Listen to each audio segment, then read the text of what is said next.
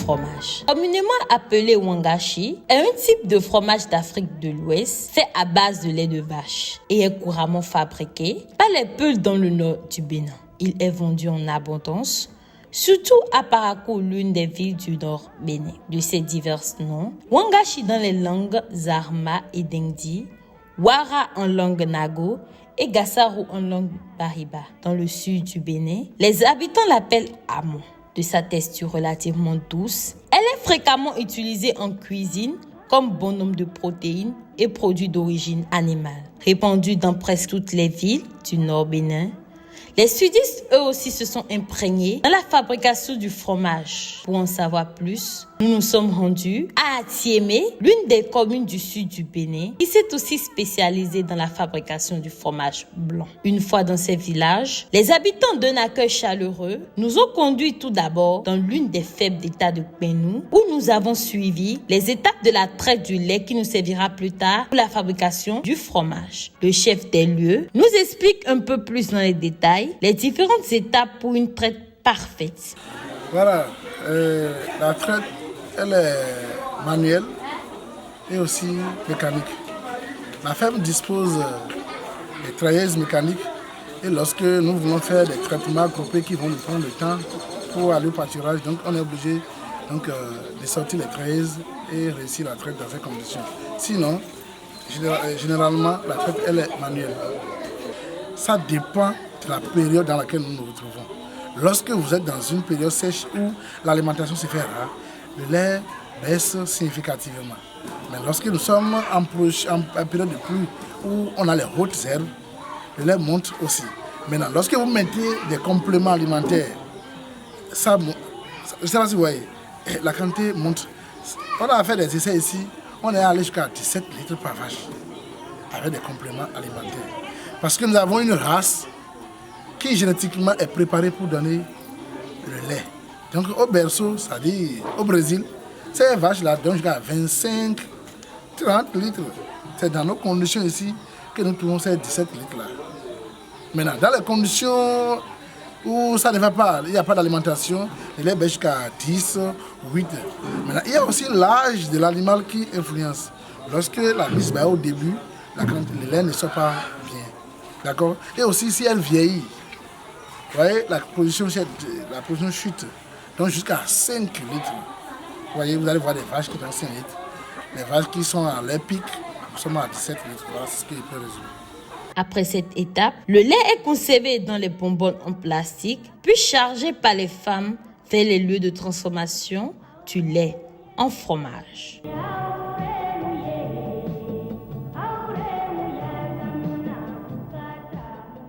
Une fois sur les lieux de préparation, Dame Afé nous a conduits dans la forêt pour cueillir une plante indispensable à la fabrication du fromage. Cette plante réputée, appelée Calostropis procera en français et amomement en fond. Puis le pile dans un mortier et récupère le jus pour le mettre ensuite dans le lait. La salle de préparation du fromage. Lorsque le lait est récupéré dans les bonbonnes de la bovérie, ça vient dans ces salles-là. Donc, dans un premier temps, la marmite qui va recueillir le lait est bien lavé. C'est-à-dire, je vais parler des mesures d'hygiène. Le feu sera activé, le lait sera versé dans la marmite.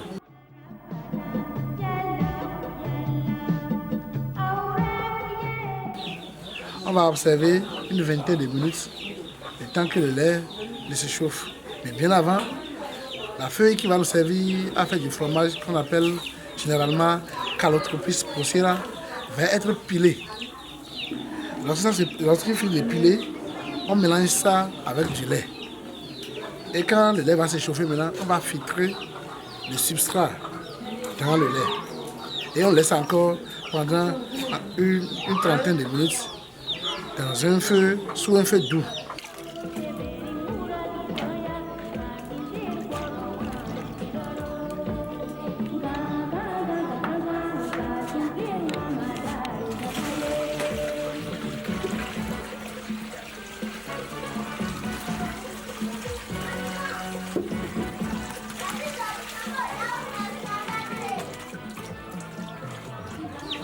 vous allez voir qu'avec le temps, la caséine du lait commence à remonter. Quand ça va être prêt, on va utiliser maintenant un bol pour ramasser le surnageant dans les passoires pour lui donner la forme qu'on souhaite. Et c'est ça que vous appelez du fromage. J'ai filmé une partie. Vous avez filmé tout le processus en 1h30. On a été quoi? On a été quoi? On a été quoi? Blingue yang, il va nous voler, on a été quoi? Il va nous.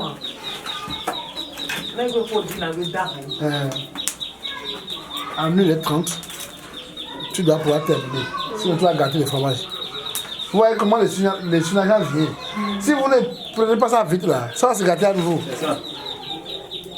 Donc, c'est pourquoi, quand on met le lait au feu, là, on surveille ça. Je surveille quand le lait sur le feu. Oui, voilà. Lorsque les passoires seront remplis, les passoires faits, c'est le calibre. Si vous voulez de gros fromage, ça dépend du passoire utilisé. Et le calibre moyen, ou bien la plus petite forme, ça dépend du passoire utilisé.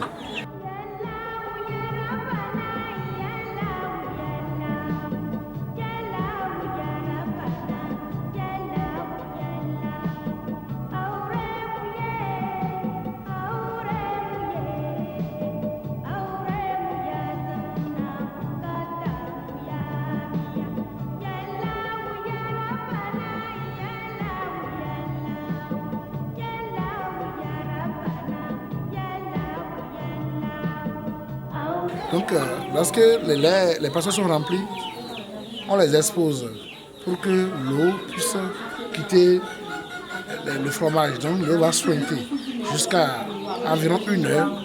Les fromages seront plus ou moins durs, être entreposés pour être vendus. Voilà, c'est ça. C'est le résumé de comment ça se fait. Voilà.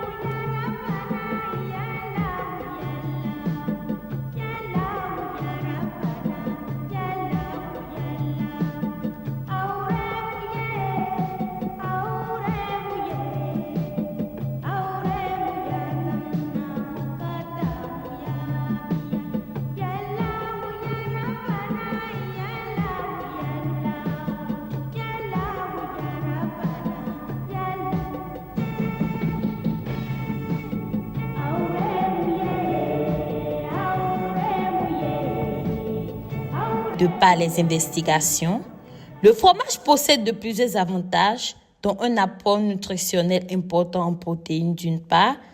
D'autre part, son prix abordable s'accorde très bien avec les habitudes alimentaires locales et peut être stocké sur une longue durée. Nous avons plutôt mis l'accent sur le fromage blanc.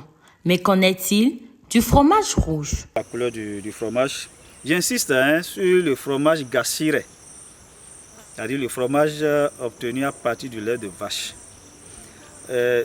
Au prime abord, dès qu'on a fait la transformation et que le lait est caillé, on a la caséine, le fromage est de couleur blanche naturellement, donc la couleur du lait. Et comment on fait pour obtenir du fromage rouge? C'est un autre processus qui entre en jeu à partir de cet instant et qui permet d'avoir cette couleur-là et de mieux conserver le fromage. Il suffit d'utiliser la gaine des tiges de sorgho. C'est la gaine qui est cherchée, qui est recherchée par les femmes et elles font une solution dans laquelle elles trempent les pains de fromage déjà obtenus qu'elles portent à ébullition.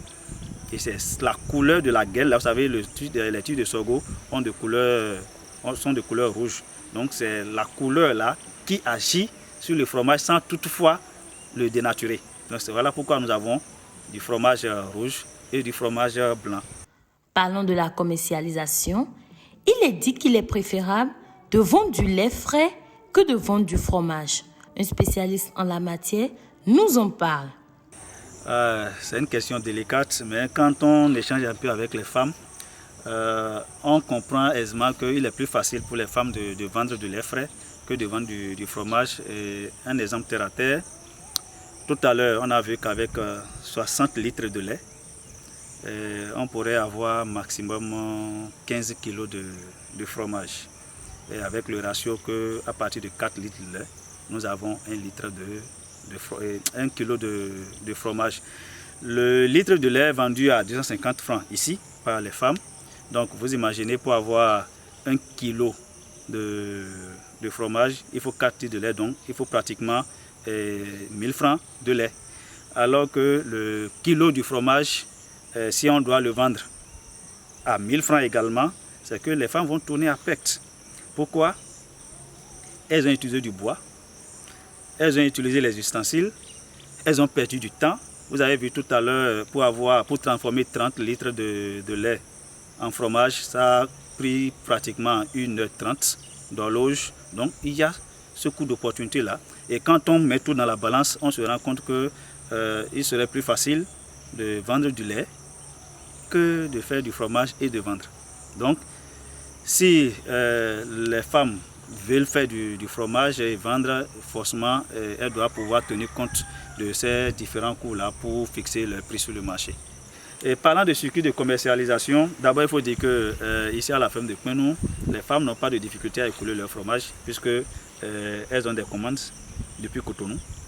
Et dès qu'elles produisent, elles font la transformation, les consommateurs, les grossistes, souvent c'est des gens qui ont des restaurants, qui font des commandes et qui viennent les chercher. Et il y a aussi des revendeurs qui viennent collecter et qui vont revendre. Donc voilà un peu comment la commercialisation se fait. Et par temps ordinaire, si elles n'ont pas de commande et qu'elles produisent leur fromage, elles transforment le lait en fromage, elles se mettent au bord du goudron et puis elles arrivent à écouler ça facilement. Ce fut une belle expérience que nous avons vécue dans la commune d'Atiémé, où nous avons appris plus sur la fabrication, les bienfaits et la commercialisation du fromage blanc.